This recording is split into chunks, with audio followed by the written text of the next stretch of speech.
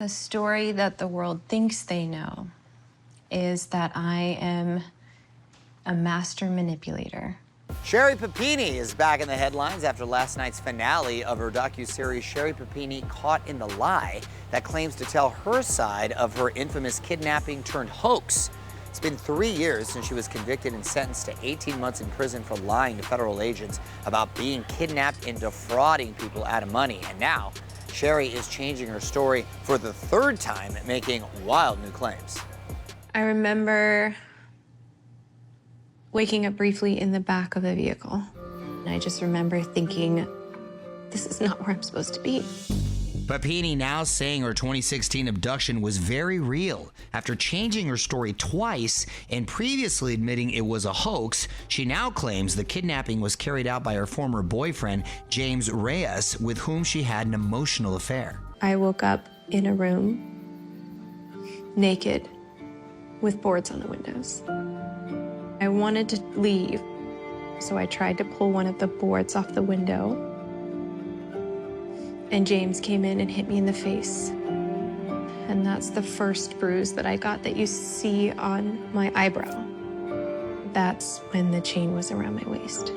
I have an emergency. There's a lady on the side of the road needing help. Please. 22 days later, on Thanksgiving Day, Sherri was found on the side of the road in chains, claiming she was abducted by 2 Hispanic women.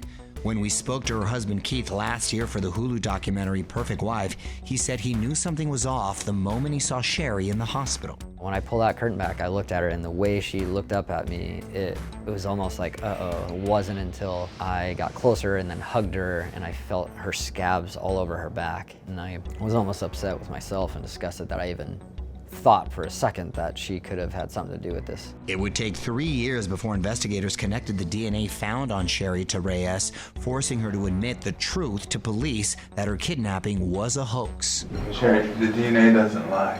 Reyes had told police that Sherri claimed Keith was abusive and she needed his help. He also claims Sherri starved herself and asked him to injure her, something she now says is untrue. How can you consent to that when you are being chained to a wall and starved? Sherri took a lie detector test in hopes it would help prove her story, but leaves the audience with more questions than answers. You admitted in the polygraph that you led James on.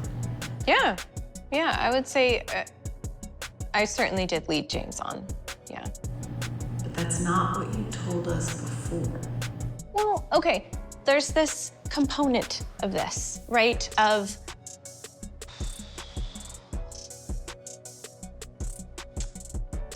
still feeling like it's all my fault. Ooh, that's wild right there. James Reyes has denied all allegations and has never been charged in the case. All episodes of Sherri Papini Caught in the Lie are streaming right now on Max.